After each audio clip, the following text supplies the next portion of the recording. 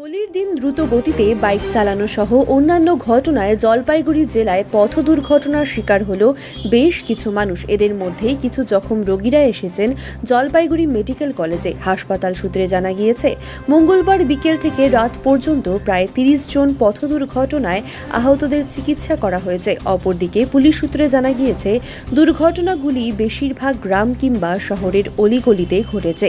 পাশাপাশি মঙ্গলবার বিকেলে জলপাইগুড়ি 10 দরগা এলাকায় 31 নম্বর জাতীয় সড়কে একটি বাইকে চেপে 3 জন দ্রুত গতিতে শিলিগুড়ির দিকে যাচ্ছিলেন। কোনোভাবে তাদের বাইক নিয়ন্ত্রণ হারিয়ে ডিভাইডারে ধাক্কা মারলে 3 জন ছিটকে পড়ে গুরুতর জখম হয়। পুলিশ এদিন তাদের আশঙ্কাজনক অবস্থায় উদ্ধার করে, এরপর তাদের উত্তরবঙ্গ মেডিকেল কলেজে নিয়ে যায়।